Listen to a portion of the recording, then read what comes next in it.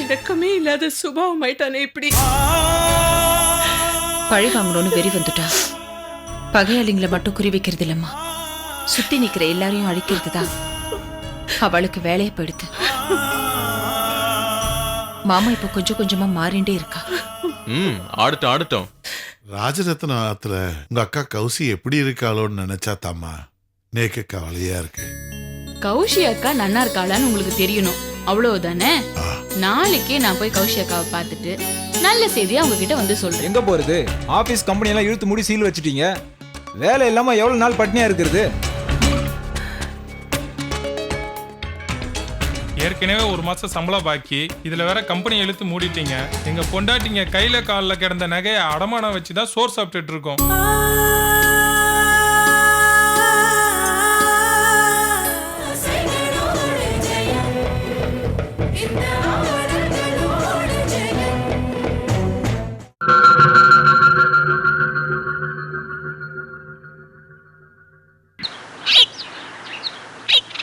எனக்கு இதெல்லாம் வேண்டாம். நீங்க சரியாவே சாப்பிட மாட்டேங்கிறேன்னா பிடிக்கவே இல்லையே. ஐயோ, இப்படியே சொன்னா எப்படின்னா? இந்த மாத்திரையாவது போட்டுக்குங்க. எனக்கு இது வேண்டாமா ப்ளீஸ்மா, ஒரே கசக்கிறது. ஐயோ, குழந்தை மாதிரி அடம் பிடிச்செல்லாம் எப்படி? ப்ளீஸ்மா வேண்டாம்மா, டேஸ்ட் ஒண்ணுமே தெரியல, இது போட்டுட்டா ஏதோ மாதிரி ஆறுது. ஏன்னா இப்படி படுத்துறே? நீங்க என்ன பச்சை குழந்தையா 4 போடு போட்டு சாப்பிட வைக்கிறதுக்கு? ஏன்னா இப்படி பண்றேன்? இந்த மாத்திரையை போட்டுக்கோ. வேண்டாம் வேண்டாம், ஒரேடியா கசக்கிறதுங்கிறல்ல. என்ன அந்த மாத்திரை எப்படி கொடுங்க. வந்துட்டா பத்மா, நான் எதுக்கு சொல்றேன்? அவகிட்ட சொல்லுங்க. அப்பா, நாங்க எல்லாரும் நிம்மதியா இருக்கோம்னு நீங்க நினைக்கிறீங்களா? என்னம்மா இப்படி கேக்குற? எனக்குன்னு வேற யார் இருக்கா? உங்க 3 பேரை விட்டா நீக்கு யாருமா? நீங்க 3 பேரும் க்ஷேமமா இருக்கணும்மா. நீங்க ஆரோக்கியமா பழையபடி எழுந்து நடந்தாதான் நாங்க நல்லா இருப்போம். இந்தாங்கோ, புடிங்கோ, மாத்திரை சாப்பிடுங்க. முழுங்குங்கோ. முழுங்குங்கோ. சரிம்மா.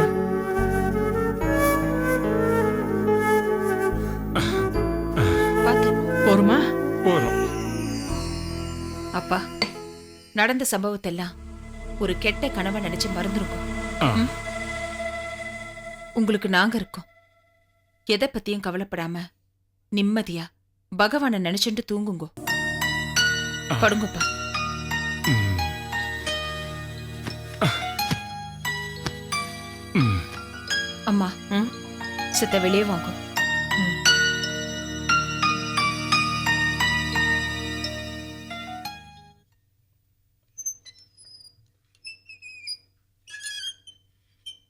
பத்மா,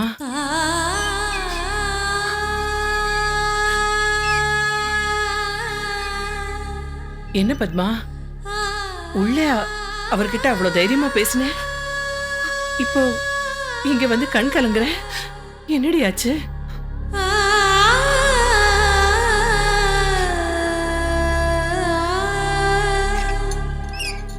என்னத்தம்மா சொல்றது?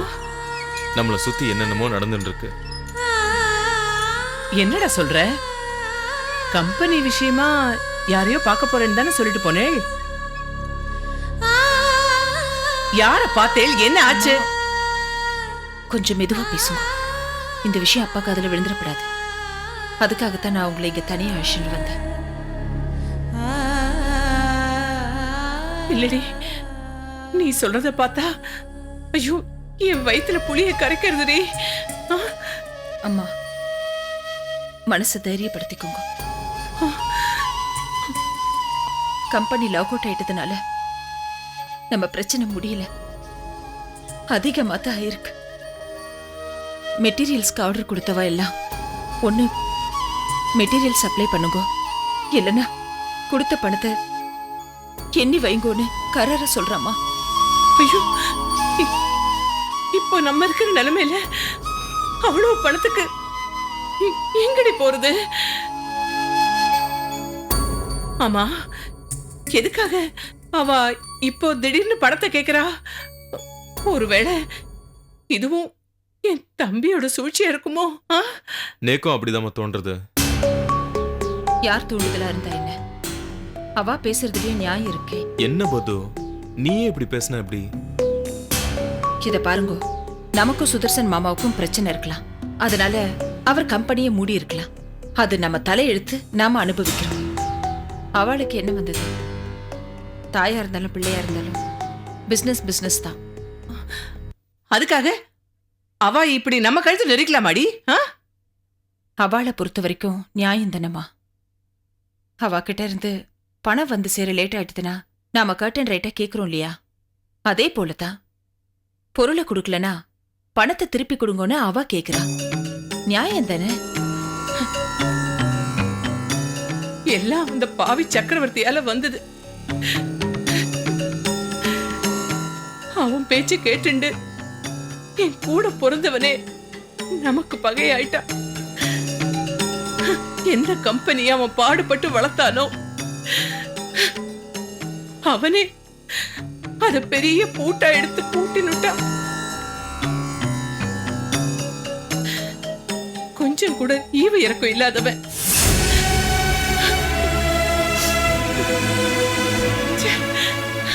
நம்மளை பத்தி நினைக்கலனாலும் அங்க வேலை செய்யற லேபர்ஸ பத்தி கொஞ்சமாவது நினைச்சு பார்த்தானா பாவி.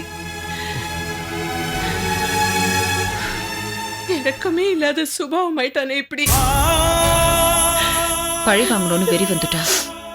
பகையாளிங்களை மட்டும் குறி வைக்கிறது இல்லம்மா, சுத்தி நிக்கிற எல்லாரையும் அழிக்கிறது தான் அவளுக்கு வேலையை போயிடுது. மாமா இப்ப கொஞ்சம் கொஞ்சமா மாறிண்டே இருக்கா. ஆடட்டும் ஆடட்டும். இன்னும் எத்தனை நாளைக்கு தான் இவர் ஆடுவாரு? கொஞ்ச நாளைக்கு தானே. கேஸ் நம்ம பக்கம் சாதகமாயிடுச்சுன்னா இவர் ஆடுற ஆட்டம் தானே அடங்கிடுது.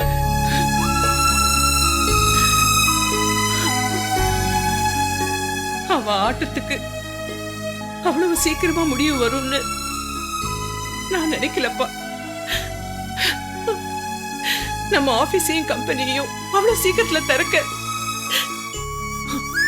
அந்த சக்கரவர்த்தியும் சுதர்சனும் விடவே மாட்டான். பெருமாளே, இன்னும் என்னென்ன வில்லங்க பண்ண போறாளோ தெரியலையே. அம்மா, இந்த விஷயத்தை எங்க கிட்ட விட்டுருவோம். நாங்க எப்படியாவது சமாளிச்சுப்போம். இப்போ உங்க நினைப்பு எல்லாம் அப்பா உடல்நிலையை பத்தி மட்டும்தான் இருக்கணும்.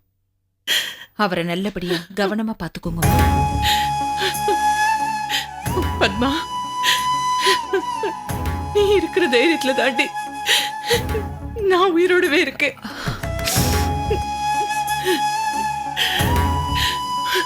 நம்ம பெருமாள் நமக்கு பாதுகாப்பா இருக்கணும்.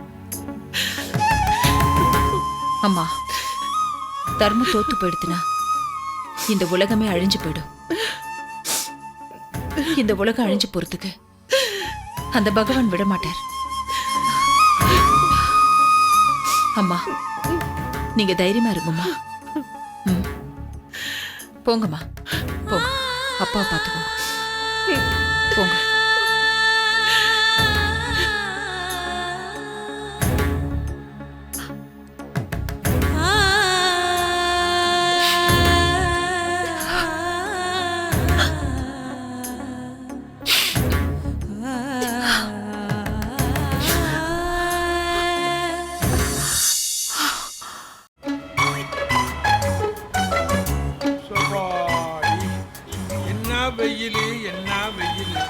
தாங்க முடியலையே. கூலா ஒரு இளநீர் சாப்பிடலான்னு பார்த்தா தெரிஞ்சவங்க சுத்தம் கூட கண்ணில் மாட்டலையே. நான் இந்த ரூட்ல வரேன்னா எல்லா பேரும் வேற ரூட்ல போயிட்டானுங்க. இளநீர் கடை கையில ₹1 தான் இருக்கு, சமாளிச்சு பார்ப்போம்.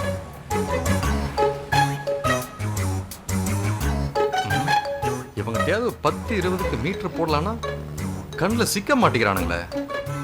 தம்பி, ₹1 இளநீர் கிடைக்குமா? ₹1 மட்டை தான் கிடைக்கும். மட்டையை வாங்கி நான் முதுகா சொரிஞ்சுக்க போறேன். ஒரு வாய் தாகத்துக்கு தான் அறிவால தூக்குறேன். திருப்பாச்சி விஜய். அட கோதண்டா. ஐயோ, இந்த இம்சங்க இங்க வருது.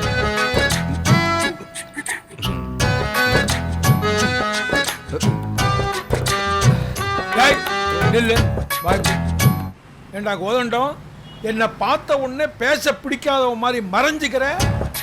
அது இல்ல மாமா, 3 மாசமா எந்த முட்டாளோடையும் பேசுறதுன்னு நான் முடிவு பண்ணிட்டேன். நான் 3 மாசமா தான் முட்டாள்களோட பேச ஆரம்பிச்சிருக்கேன். எங்க டேய், உனக்கே இவ்வளவு பேச்சுனா நான் எப்படியெல்லாம் பேசுவேன்? நீங்க தப்பா நினைக்காதீங்க மாமா, நான் உங்களை சொல்லல. அது போட்டோம். அம்மா, இந்த ஸ்ரீவச்சங்கமல்ல வேலை பார்த்துருந்திய வேலை போயிட்டு தான் நடு ரோட்ல நிக்கிறேன். அது என் மாமா கேக்குறீங்க. சொந்த கதை சோக கதை, அதை விடுங்க. இப்ப எனக்கு எங்கேயுமே வேலை இல்லை, நான் சும்மா தான் இருக்கேன். ஏண்டா, நீதான் சுதர்சனோட ஜால்ரா வாச்ச, உனக்கா இப்படி ஒரு கேவலம்?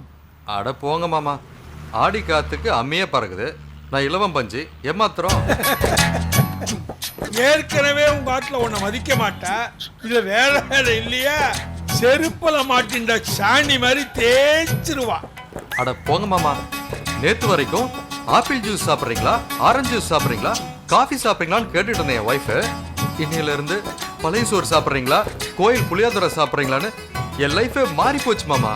ஏண்டா, உனக்கு தான் பழைய தொழில் கைவசம் இருக்கேடா. இந்த அண்டா திருடுறது, குண்டான் திருடுறது, மார்வாடி கடையில் அடமானம் வைக்கிறது, இப்படி பொழப்ப ஓட்டிக்க வேண்டியதானே? சச்சா, இப்போ நான் இருக்கிற ரேஞ்சுக்கு செக்கு மோசடி பண்ணுறது, டிராஃப்ட் மாத்துறது, இது மாதிரி இருக்கிறவன்ட்ட போய் பழைய பித்தால அண்டா திருடு குண்டா திருடுன்னு என்னை கேவலப்படுத்துறீங்களா மாமா? நல்லா இருக்குடா. அதாவது ஓல்டு ஒயின் இன் நியூ பாட்டில். பழைய திருட்டு தான், ஆனா ரேஞ்ச் மட்டும் மாறி இருக்கு. டேய், அந்த தொழிலுக்கெல்லாம் ஒரு 7 நாள் 8 நாள் தான் தண்டனை கிடைக்கும். இந்த செக்கு மோசடி, டிராஃப்ட் திருத்துறது, இதுக்கெல்லாம் 8 வருஷம் 7 வருஷம் உள்ள தள்ளிடுவான். அட போங்க மாமா, என் ஃப்ரெண்டு கூட தான் கோயில் வேலையில ஈடுபட்டு உழைச்சான், அவனை போலீஸ் பிடிச்சிட்டு போலையா? என்னடா அக்கிரமா இருக்கு? தெய்வ காரியம் பண்ணா கூடவா போலீஸ் பிடிச்சிட்டு கொடுத்தோ? அப்படி என்னடா காரியம் பண்ண? ராமர் சிலைய பேர்க்க முயற்சி பண்ணான். அட பாவி, ராமர் சிலைய பேர்க்க முயற்சி பண்ணிருக்கான், அதை போய் தெய்வ காரியங்கிற? உன்னை கொன்னாலும் பாவம் இல்லடா. அது விடுங்க மாமா, இப்ப எனக்கு வேலை இல்ல, அதனால கையில பணம் இல்ல. இப்ப நீங்களே சொல்லுங்க, நம்ம நாட்டுல பணம் எல்லாம் ஒரே இடத்துல தேங்கி இருந்தா என்ன ஆகும்? நம்ம நாட்டு பொருளாதாரம் முன்னேறாது. நம்ம நாட்டு பொருளாதாரம் முன்னேற நீங்க ஏன் மாமா உதவி பண்ணக்கூடாது? என்ன உதவி பண்ணோங்கிற? மாமா, ஒரு 1000 ரூபாய் கடனா கொடுத்தீங்கன்னா கல்கட்டா போயிட்டு வந்து திருப்பி கொடுத்துருவேன். எப்ப நீ கல்கட்டா போற? யாருக்கு தெரியும், நாளைக்கும் போலாம், 4 வருஷம் கழிச்சும் போலாம். போடா போகத பயல, எங்கிட்ட போய் காசு கேட்கிற? உன்ன உடையவனே பைப்பு தண்ணி குடிக்கிறானா, லிங்கம் மினரல் வாட்டர் கட்டிச்சான், அந்த மாதிரி கதையெல்லாம் இருக்கு. டேய், நானே பத்மா சொன்னதை ரங்கநாயிட்ட சொல்லி, ரங்கநாயகி சொன்னதை சுதர்சன்கிட்ட சொல்லி, இவங்கிட்ட அவளை பத்தி சொல்லி, அவங்கிட்ட இவளை பத்தி சொல்லி, இங்க 5 ரூபா வாங்கி அங்க 10 ரூபா வாங்கி பொழப்ப ஓட்டிக்கிட்டு இருக்கேன். இப்ப என்னடானா அந்த வீடே தலைகீழா புரண்டு கிடக்கு. எங்கிட்ட ஏதுடா சல்லி காசு? அப்ப நீங்களே வெத்து வெட்டு தானே? டேய், என் தலையில முடி வேணா கொஞ்சமா இருக்கலாம், ஆனா மூளை ரொம்ப ஓவர். நீ ஒரு ஃப்ராடு மாமா. சரிடா, நானும் ஒரு ஃப்ராடு தான். 2 ஃப்ராடும் சேர்ந்தா பணம் திரட்ட முடியாமல போயிடும். லட்சமா ஒரு ஐடியா தரேன் பாரு, திரட்டிடலாம். சரி சரி, ஐடியா சொல்லுங்க. ஒவ்வொரு ஐடியாவுக்கும் ஒவ்வொரு ரேட்டு. தப்பான ஐடியா கொடுத்து எனக்கு வச்சிட மாட்டீங்களா வேட்டு? கையில நோட்டை நீட்டு, அப்பதான் எனக்கு வரும் தாட்டு. எப்படியோ எனக்கு வேணும் புது ரூட்டு. டேய், அடுத்த தரம் உன்னை மீட் பண்ணும்போது ஃபர்ஸ்ட் கிளாஸ் ஐடியா ஒன்று நான் தரேன். பிரமாதமா ஒரு கூட்டாய். அது போட்டோம் ஒரு 10 ரூபா கிடைக்குமா? சின்ன மாமா, நீங்க இந்த பரந்த உலகத்துல உங்களுக்கு ஒரு 10 ரூபா கூட கிடைக்காது. நீங்க என்ன பண்ணுங்க, உங்க கையை நீட்டிக்கிட்டு இப்படியே இந்த பக்கமா போங்க, நான் என் கையை நீட்டிக்கிட்டு இப்படியே இந்த பக்கமா போறேன். 10 ரூபானா அதுக்கு மேலே கிடைக்கும். இப்படியே கைய இது. டேய், ஏண்டா என்ன பிச்சைக்காரன சொல்லிட்டு போற?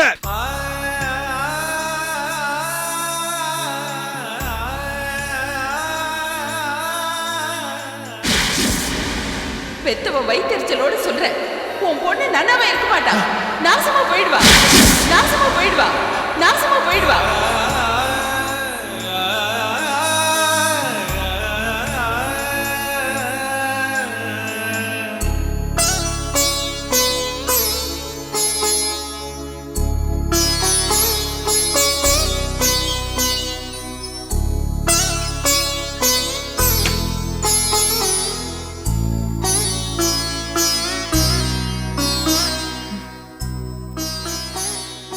அப்பா, உங்களை நான் எவ்வளவு தூரம் சமாதானப்படுத்தினேன், முடியல. வைஷ்ணவி அக்காவால முடியாம அவ உள்ள இடிஞ்சு உட்காண்டிருக்கா. ஏன்பா இப்படி கோவில்ல நடந்த சம்பவத்தையே நினைச்சு உங்க மனச குழப்பின்னு இருக்கு? அவங்க அப்படித்தான், அவங்க குணமும் அப்படித்தான். மறந்துடுங்கோப்பா. முடியலையேம்மா. கடல்ல அலைகள் திரும்ப திரும்ப அடிக்கிற மாதிரி கோயில் அவ பேசுற நாராசமான வார்த்தைகள் என் காதுல விழுந்துட்டே இருக்கேம்மா. அப்பா, எத்தனையோ பேரு உங்களையும் நம்ம குடும்பத்தையும் அவமானப்படுத்தி பேசியிருக்கா. அதையே நீங்க பெருந்தன்மையா எடுத்துண்டு அதே மாதிரி இதையும் எடுத்துக்கோங்கப்பா. தீயினால் சுட்ட புண் உள்ளாரும் மாறாதே, நாவினால் சுட்டவடு. அப்பா, நல்லவா வாக்குதான் பலிக்கும். கௌஷி அக்கா மாமியாருக்கும் அவ மன்னிக்கும் நல்ல மனசே கிடையாது. அவ எதையும் மனசுல வச்சுண்டு அந்த கோபத்தை உங்க மேல கொண்டு வந்து கொட்டியிருக்கா. இதனால பாவம் அவளுக்கே தவிர நமக்கு இல்லப்பா. என்ன பத்தி நீங்க கவலை இல்லம்மா. கௌசிய பத்தி என்னடியே வந்து பேசுறாளே, அவளை எந்த அளவுக்கு நேரடியா பேசிருப்பாமா, எப்படி எல்லாம் நடத்தியிருப்பா. அத நினைச்சா தாமா நீக்கு வேதனையா இருக்கு. இந்த வேதனையை தாங்க முடியாம தானேப்பா அத்திம்பேரும் அக்காவும் ஆத்த விட்டே வந்துட்டா. இதுல இருந்து என்ன தெரியுது? பொறுமைக்கும் ஒரு எல்லை உண்டுன்னு தான் தெரியறது.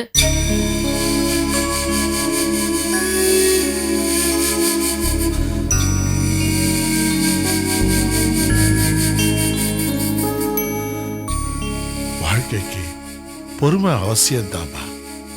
ஆனா அந்த வாழ்க்கையே பொறுமையை ஆடிச்சே.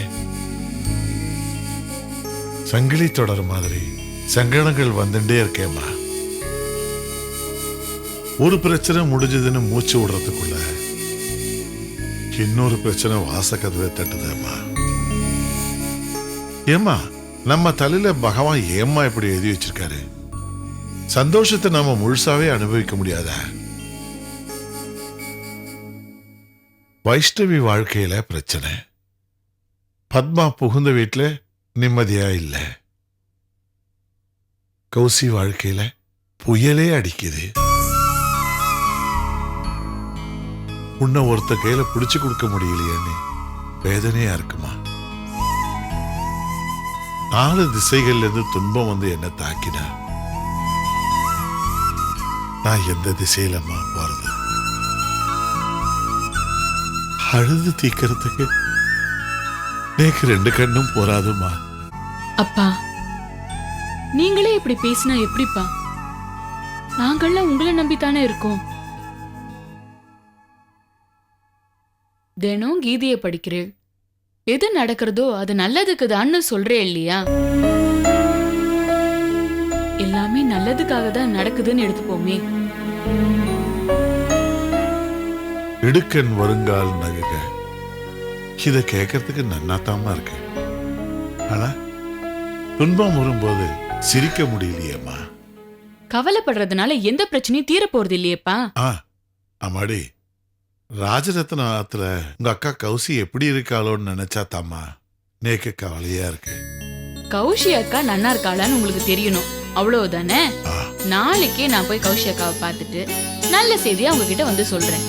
சரி, நேக்கு ரொம்ப பசிக்கிறது, வாங்க சாப்பிடலாம். நீங்க வராம நேக்கும் சாப்பாடு போட மாட்டேங்கிறா வைஷ்ணவி அக்கா. வாங்கோப்பா. ஹலோ வெங்கடேசா, எனக்கு உடம்புலாம் நன்னா ஆயிடுச்சுரா, ரொம்ப தெம்பா இருக்கேன்டா. சரி, நாளைக்கு வந்து உன்னை சந்திக்கிறேன். வச்சுட்டுமா போன?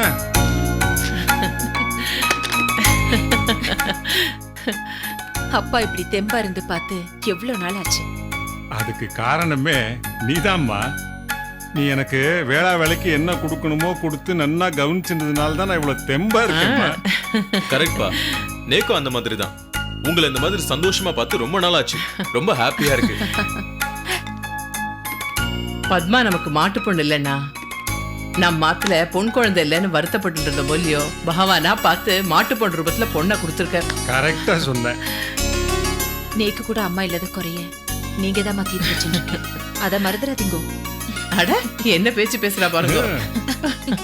அம்மா, லோகத்துல எல்லா மாமியாரும் மருமகளும் இதே மாதிரி அம்மா பொண்ணு மாதிரி இருந்துட்டா லோகத்துல மாட்டு பொண்ணு மாமியார் பிரச்சனையே வராது.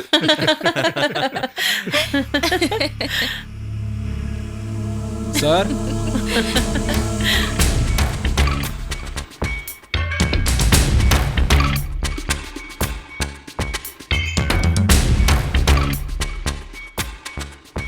என்ன கோவிந்தராஜ், திடீர்னு வீட்டுக்கு வந்திருக்கீங்க? ஆமா, இவங்களெல்லாம் எதுக்கு கூட்டு வந்திருக்கீங்க?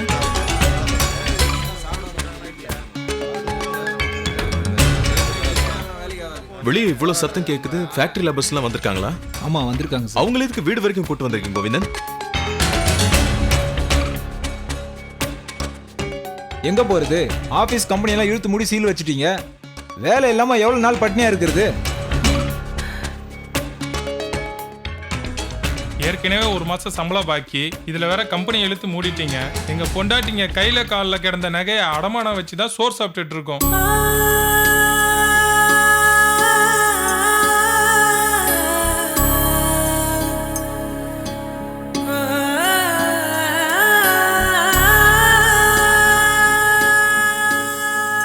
உங்க நிலைமை எங்களுக்கு புரியுது மிஸ்டர் கோவிந்தராஜன். ஆனா கொஞ்சம் பொறுத்துக்கோங்க. இவ எல்லாருக்கும் நீங்க தான் தலைவர். இவ எல்லாரையும் நீங்க தான் சமாதானப்படுத்தணும். மேடம், கம்பெனில வேலை பார்க்குற 100கணக்கான பேரை சமாதானப்படுத்தி தான் வச்சிருக்கேன். ஆனா இப்ப என் கூட வந்திருக்கவங்க எல்லாம் யூனியன்ல முக்கியமானவங்க மேடம். அதனாலதான் இங்க கூட்டிட்டு வந்திருக்கேன். கோவிந்தராஜ், நீங்க நம்ம கம்பெனி ஆரம்பிச்சதுல இருந்து இருக்கேள். நீங்க தான் நம்ம கம்பெனியோட நிலைமையெல்லாம் இவளுக்கு எடுத்து சொல்லணும். அம்மா சொன்னம்மா, கொஞ்சம் பேர் கேட்டுக்கிட்டாங்க. கொஞ்சம் பேர் முதலாளி அம்மா கிட்ட சம்திங் வாங்கிட்டு சப்போர்ட் பண்றியான்னு என்ன கேக்குறாங்கம்மா. இது தேவையாம்மா? சொல்லுங்கம்மா. இத பாருங்க கோவிந்தராஜன், நீங்க அப்படிப்பட்ட ஆள் இல்ல. நானே நேர்ல வந்து அவங்க கிட்ட பேசுறேன். சார் என்ன பத்தி விடுங்க சார், பிரச்சனை இல்ல. இது தொழிலாளர்கள் பிரச்சனை. நாங்க ஸ்ட்ரைக் பண்ணி கம்பெனி இழுத்து மூடிருந்தா பரவாயில்ல. நீங்க திறக்கிற வரைக்கும் நாங்க பொறுத்து இருப்போம். ஆனா இது உங்க குடும்ப பிரச்சனை சார். சுதர்சன் சார் உங்க மாமா கம்பெனில முக்கியமான பொறுப்புல இருக்காரு. அவரே கோர்ட் மூலியமா கேஸ் போட்டு கம்பெனி இழுத்து முடியிருக்காருன்னா எங்களுக்கெல்லாம் சந்தேகமா இருக்கு சார். சந்தேகமா? என்ன சந்தேகம்? யார் மேல சந்தேகம்? சொல்றேனே தப்பா நினைச்சுக்காதீங்க மேடம். உங்களுக்குள்ள சண்டை போட்டுக்கிட்டு பிரிஞ்சிருக்கிற மாதிரி வெளியே காட்டிக்கிட்டு உள்ளுக்குள்ள தொழிலாளர்களை ஏமாத்திட்டு வர எல்லா லாபத்தையும் நீங்களே பங்கு போட்டு வாயை மூடுங்கோ. என்ன பேச்சு பேசுறே? அந்த மாதிரி புத்தி எங்களுக்கு என்னைக்குமே வராது. உங்க வேதனையை நினைச்சு நினைச்சு பாவம் அம்மா வருத்தப்பட்டு இருக்கா. அம்மா மேலேயே நீங்க சந்தேகப்படுறீங்களா? சூழ்நிலை அப்படிதான் நினைக்க வைக்குது மேடம்.